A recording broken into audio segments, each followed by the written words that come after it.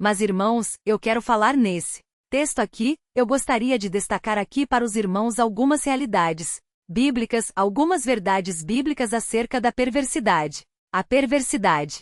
Por que eu quero falar sobre isso? Porque o texto mostra como personagens centrais dessa passagem. Pessoas perversas. Quem nós vemos aqui participando dessa história que lemos? Nós lemos essa história, mostra que as pessoas que atuam nessa história, os personagens que estão aqui dinâmicos, trabalhando aqui nessa história, são pessoas perversas. Então eu gostaria que os irmãos me acompanhassem na medida em que vissemos o modo como a perversidade se expressa, os efeitos da perversidade, como Deus se relaciona com a perversidade, de que modo nós podemos enxergar a realidade de um Deus soberano em face da perversidade. Essas coisas eu queria mostrar para os irmãos no texto que está presente aqui, que foi selecionada essa porção da história da crucificação, da rejeição do Messias, que foi selecionada por Mateus. Eu acredito que ao narrar esse trecho, que ao escolher essa parte da história para escrever e incluir no seu relato aqui, Mateus queria mostrar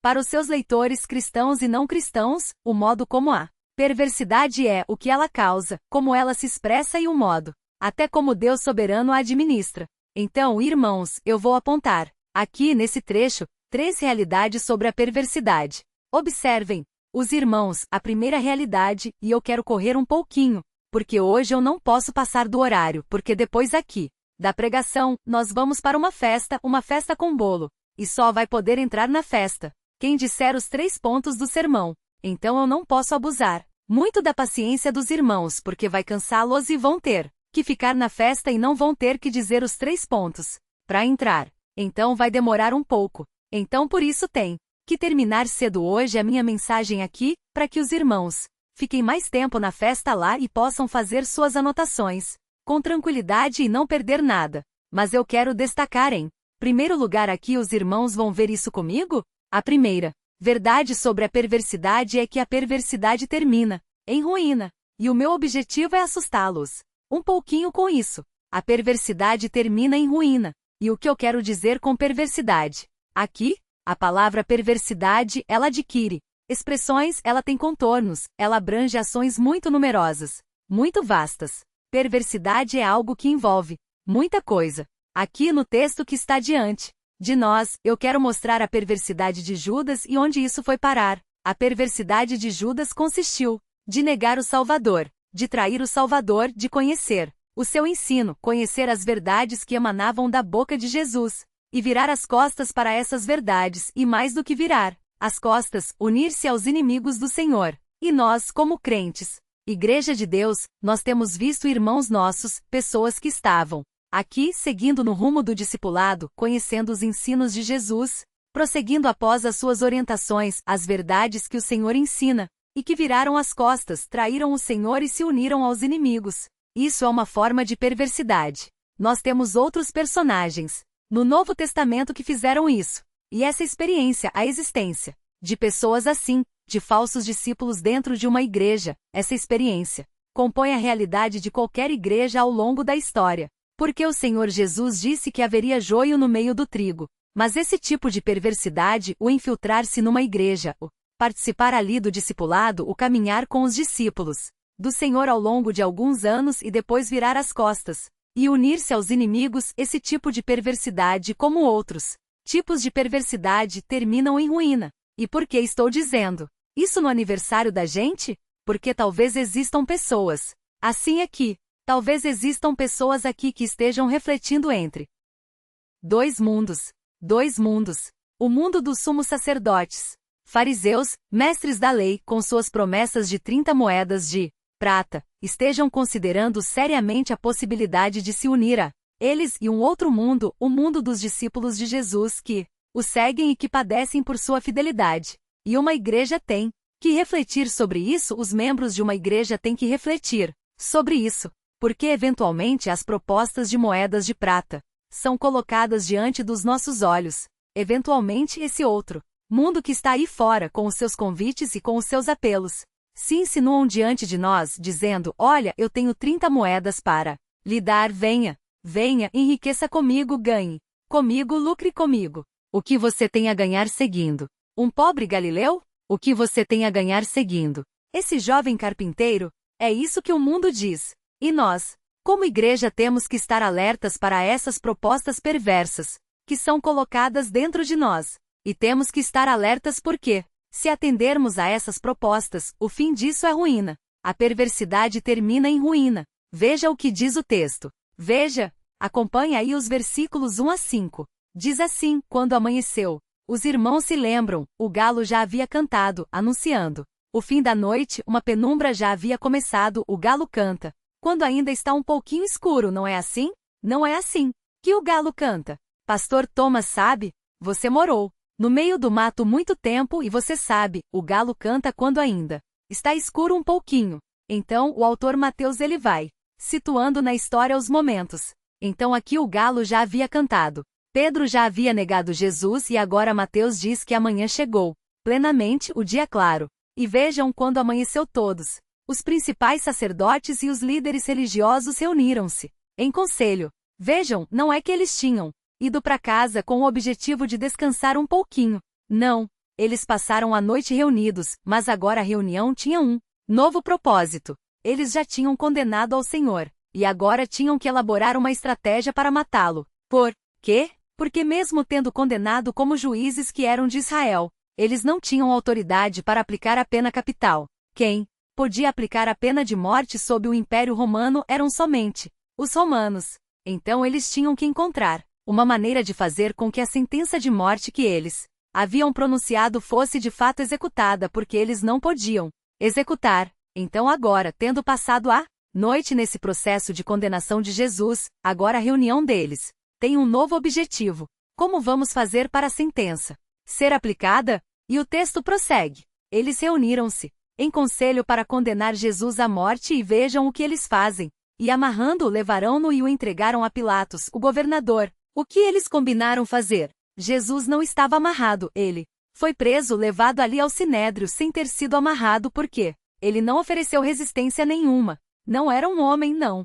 Era um preso perigoso. E permaneceu ali durante o julgamento, todo sem estar amarrado. Ali, não havia necessidade dele ser amarrado. Mas o que eles fazem?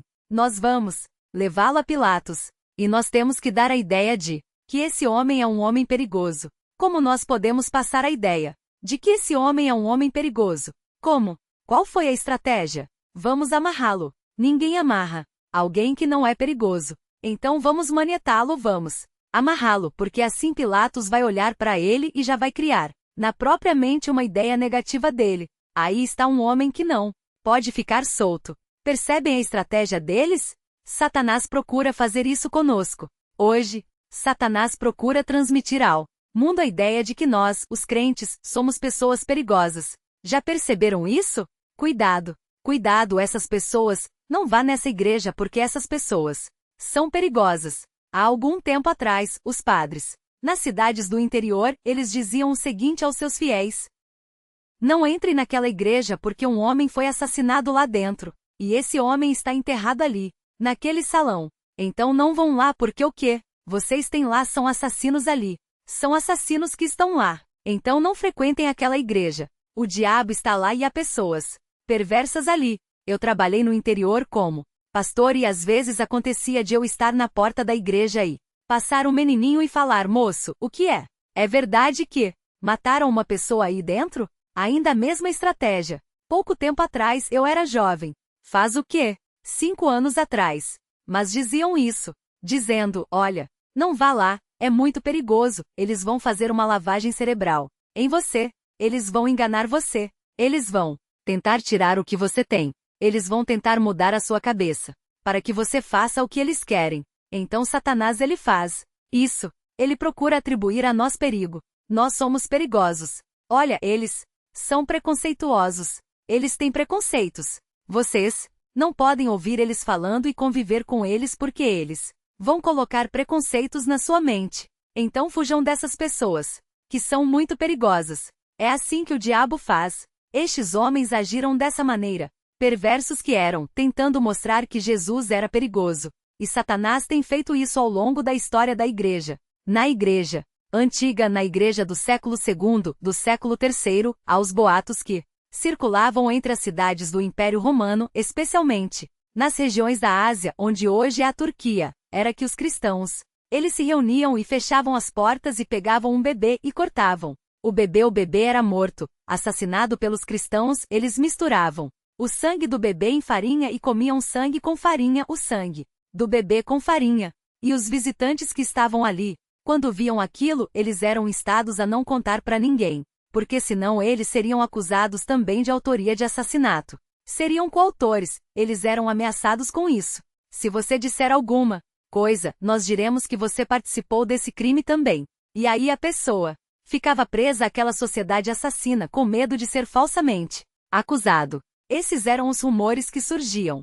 Por quê? Porque quando os cristãos participavam da ceia, eles diziam: isto é o meu sangue, isto é o meu corpo. Está vendo? Esse corpo, esse sangue é de um bebê que eles matam e comem. Eles são antropófagos. Os cristãos, esse era o crime. Os cristãos não são somente assassinos, eles também são antropófagos. E foi necessário o levantamento de vários teólogos do passado, os chamados apologistas que diziam: olha, nós honramos o corpo porque nós cremos na doutrina da ressurreição.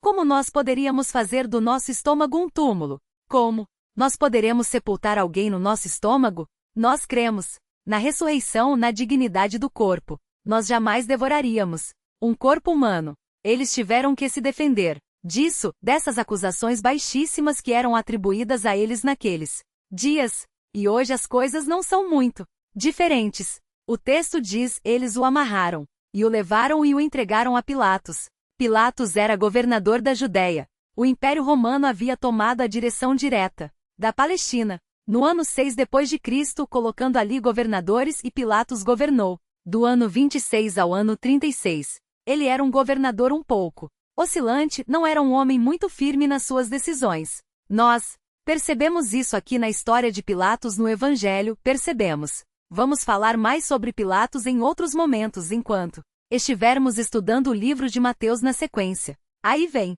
o versículo 3. Então, e aí entra, focaliza agora em Judas. Levaram Jesus para Pilatos. Agora, ao mesmo tempo em que isso acontece, começa a se narrar o que estava acontecendo com Judas e as autoridades. Então, Judas, aquele que o traíra, vendo que Jesus fora condenado, o que deve ter acontecido é que Judas, depois do beijo, lembram do beijo de Judas?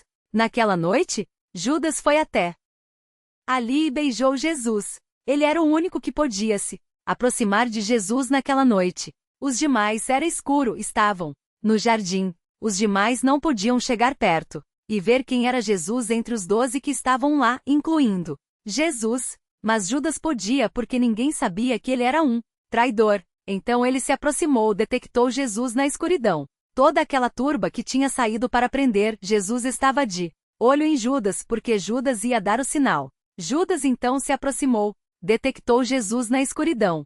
Ele pôde se aproximar porque ninguém imaginava que ele era um inimigo. E então ele beijou Jesus. E então perceberam: é aquele. E aí foram lá e prenderam Jesus. Tudo indica que quando prenderam Jesus e o levaram, Pedro, nós sabemos, Pedro seguiu aquele grupo e entrou na casa e assistiu o julgamento. Tudo indica que Judas fez o mesmo. Judas se misturou ali naquela multidão e entrou também na casa e viu. E ele percebeu que Jesus foi condenado. Parece que ele não esperava por essa. Parece que ele esperava que Jesus ia fazer alguma coisa, algum milagre, ia realizar alguma coisa diferente ali, ia fazer com que o reino chegasse naquela hora. Não sei o que Judas pensou, mas ele não esperava esse desfecho, esse desdobramento da coisa. Ele não esperava que o seu pecado tivesse resultados tão danosos. E esse é o problema da perversidade. As pessoas que se enveredam pelo caminho da desobediência não têm noção do preço que isso pode ter, dos desdobramentos que podem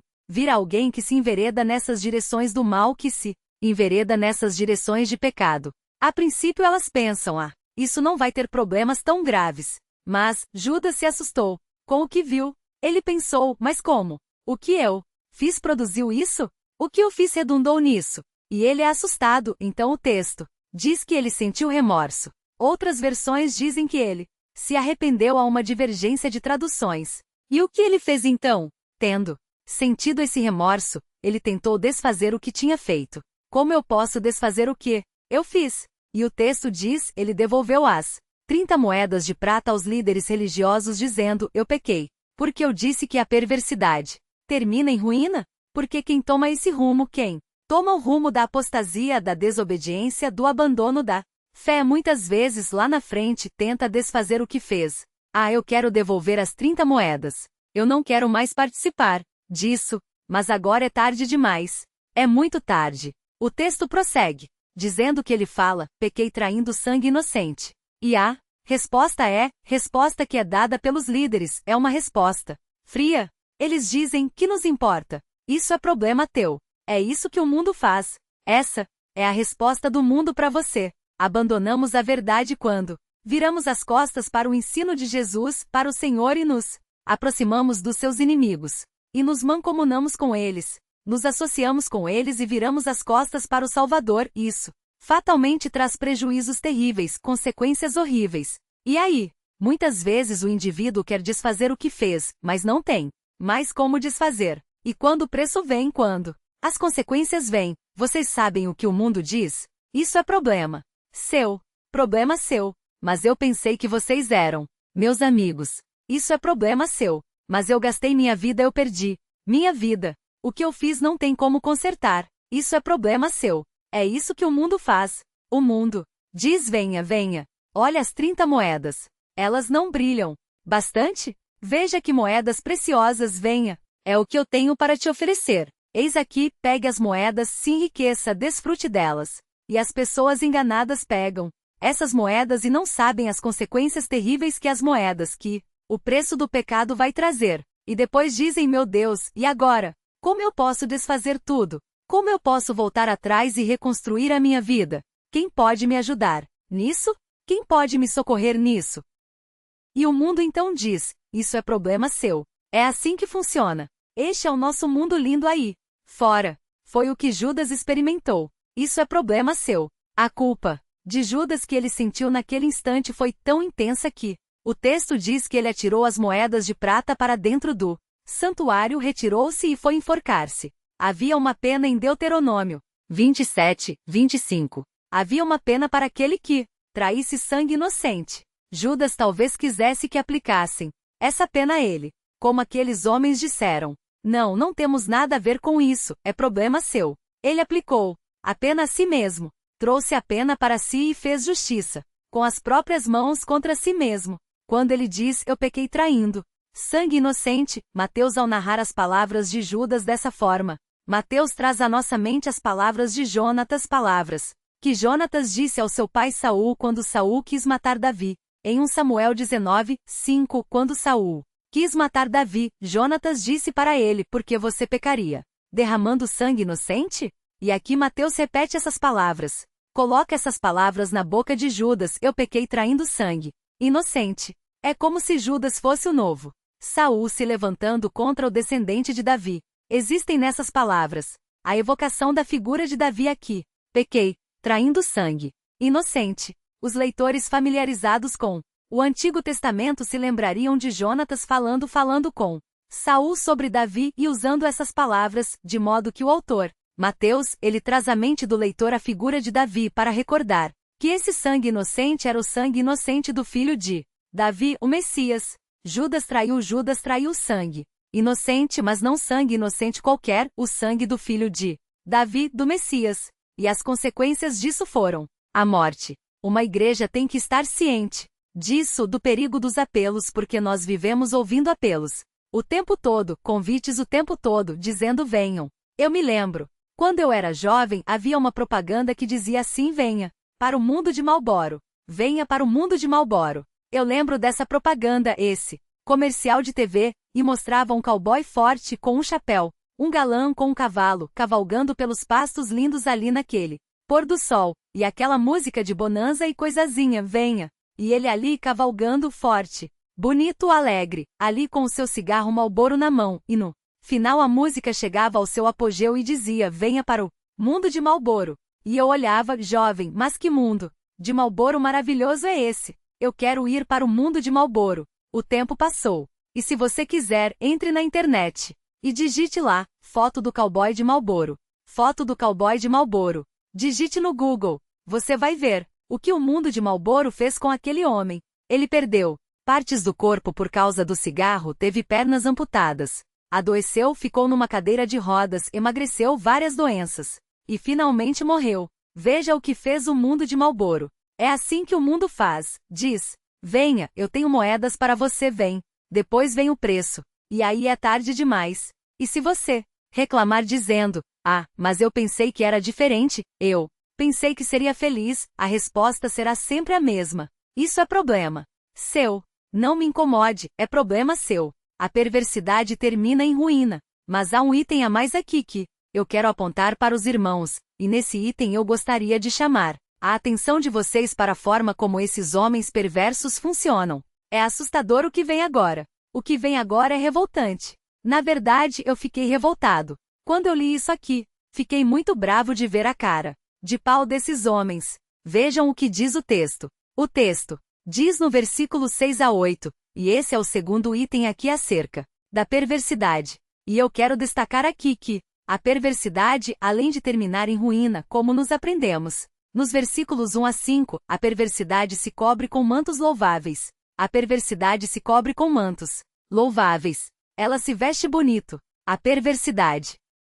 se veste muito bem. Muito bem. Ela é cadavérica. Ela é horrível. Ela é podre. Mas ela se veste muito bem. Ela se cobre com panos finos. Ela coloca coroas na cabeça. Ela se cobre de joias. Porque ela quer passar a ideia de que ela preserva coisas louváveis. Vejam isso no texto que está diante de nós, nos versículos 6 a 8, a perversidade se cobre com mantos louváveis. É revoltante ver isso aqui.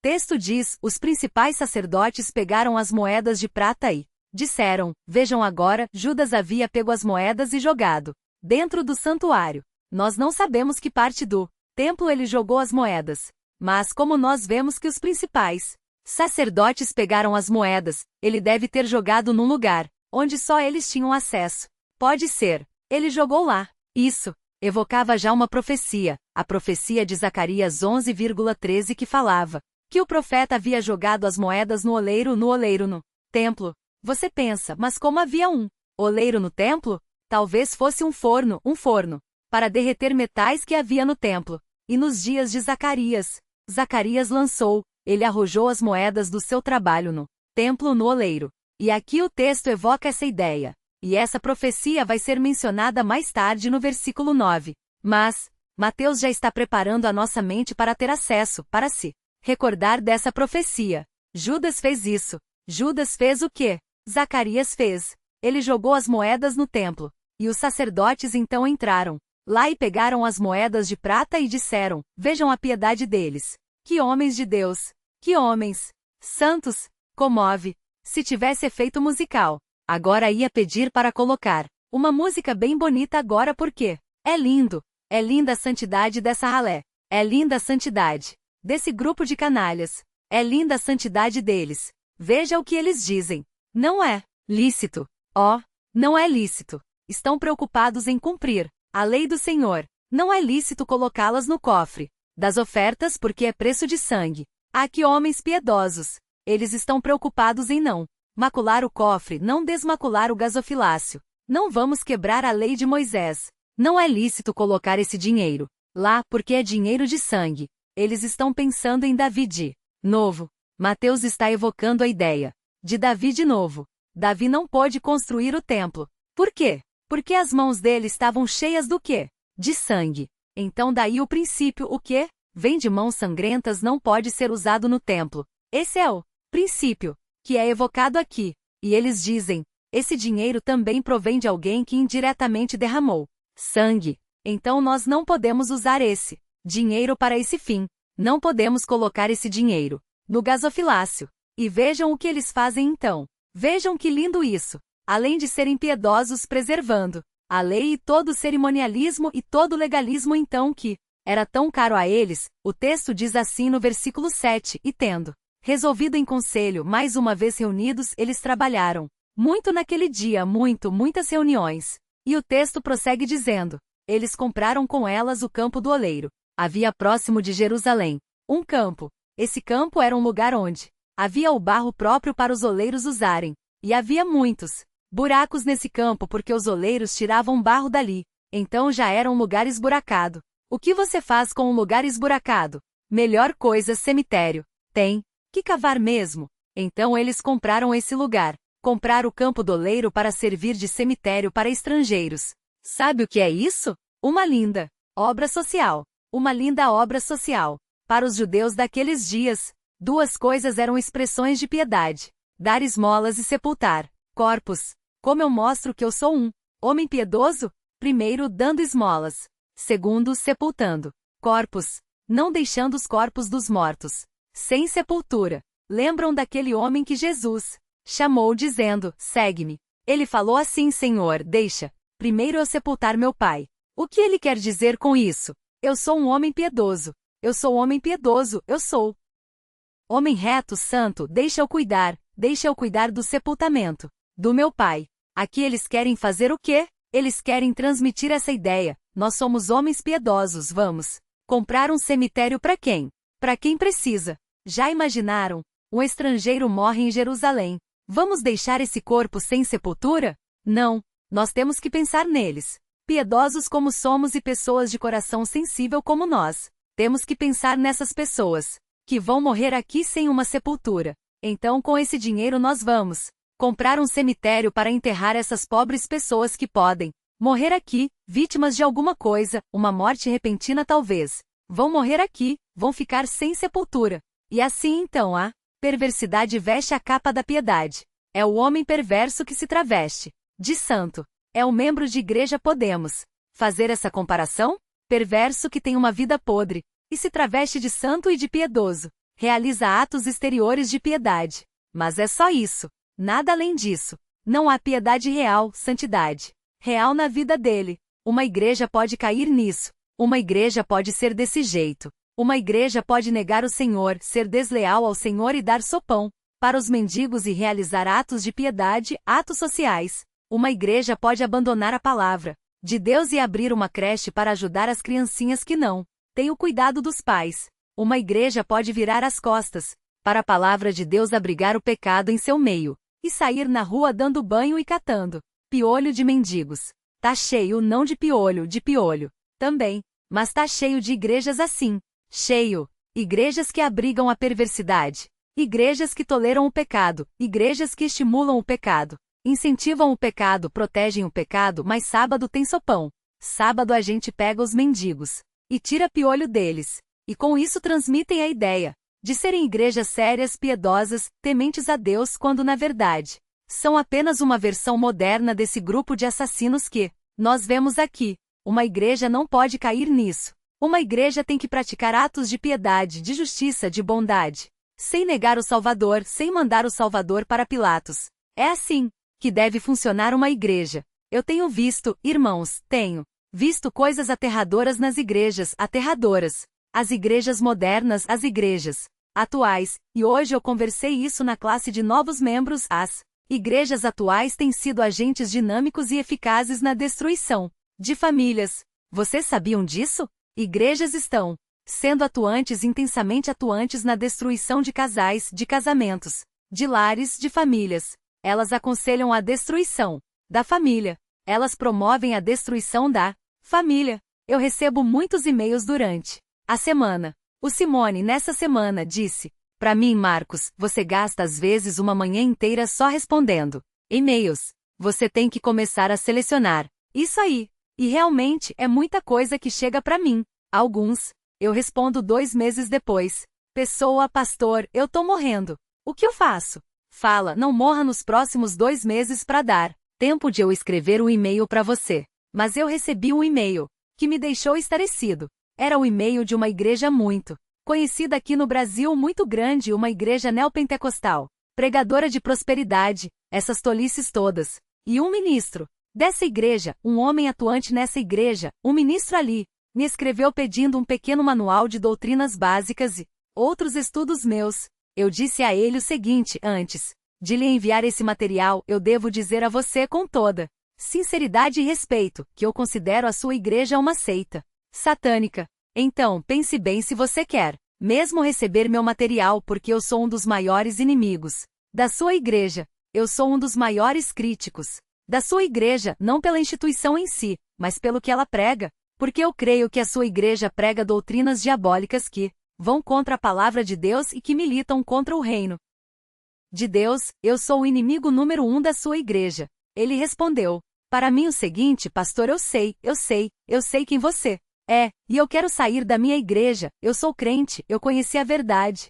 Eu estudei a palavra de Deus, eu li vários livros e eu sou um crente, mas estou com um problema. Se eu sair desta igreja, o Senhor não sabe o que é capaz de acontecer, o que eles fazem com os ministros que saem dessa igreja. Eles vão se aproximar da minha esposa e dizer assim para ela, e ela não tem compreensão e ela vai acreditar. Vão dizer assim para ela: olha, o seu marido se afastou do altar, você deve permanecer firme no altar. Então, abandone o seu marido. E nós vamos encontrar um novo marido para você. E esse marido que vamos encontrar para você será um homem junto ao altar. E você então se livrará desse homem mau e terá então uma nova vida junto com o homem de Deus. Ele disse para mim, pastor, vários pastores que eu conheço perderam a esposa. E essas mulheres hoje estão com outros maridos arranjados pela própria igreja. E elas são vistas como grandes heroínas, grandes mulheres de fé porque abriram mão do casamento e se uniram a outro homem por amor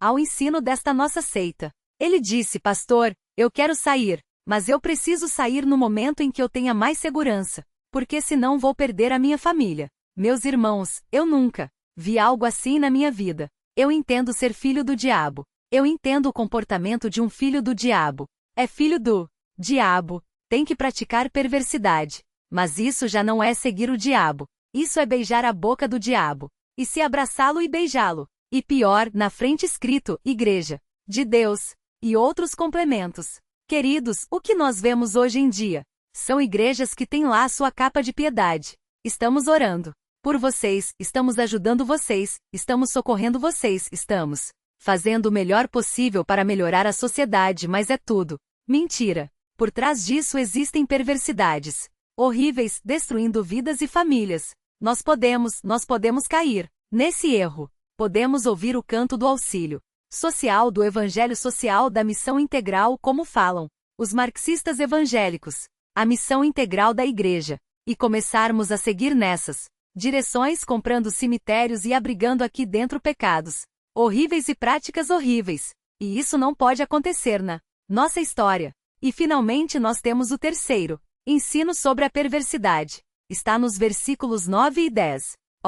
Terceiro ensino é o seguinte: a perversidade está sob o controle de Deus. A perversidade está sob o controle de Deus. O texto diz no versículo 9: cumpriu-se então o que havia sido falado pelo profeta Jeremias. Tomaram as 30 moedas de prata, preço do que foi avaliado, a quem certos filhos de Israel avaliaram e deram-nas pelo campo do oleiro, assim como me ordenou o Senhor. Se vocês olharem com atenção, verão que essa estação não é de Jeremias, é uma estação de Zacarias. Mas aqui Mateus menciona Jeremias. Por quê? A explicação para isso é o fato de Jeremias ser o primeiro profeta mencionado que nomeia os livros proféticos no Antigo Testamento judaico. Outra explicação também possível é que Jeremias é aludido no versículo 10. Versículo 9 cita Zacarias, mas o versículo 10 não cita Zacarias. O versículo 10 faz uma alusão a Jeremias 19 e Jeremias 32. Por isso então, pelo fato de Mateus fazer uma alusão a Jeremias no versículo 10, Jeremias 18 e 32, então ele menciona no começo do 9 o que foi dito pelo profeta Jeremias. E o texto então mostra que aquilo que Judas fez, a sua perversidade, e não somente a sua perversidade, mas a perversidade dos líderes de Israel, tudo isso estava sob o controle de Deus. E nós, irmãos, nós temos que, nos nossos 74 anos, renovar nossas esperanças diante de uma verdade como essa. A perversidade de Judas, a perversidade daqueles líderes horríveis estavam, essas duas formas de perversidade estavam sob o domínio e o controle de Deus. O Senhor havia previsto isso em sua palavra. O Senhor sabia que isso iria acontecer, isso compunha o seu plano. Toda a perversidade praticada pelos homens maus contra o rei, contra o nosso rei, contra o nosso reino, contra os súditos desse reino, tudo isso está debaixo do controle de Deus. Nós vivemos dias em que os discípulos de Jesus sofrem as mais terríveis perversidades. Os irmãos têm visto coisas na televisão que os irmãos nunca viram ao longo da vida.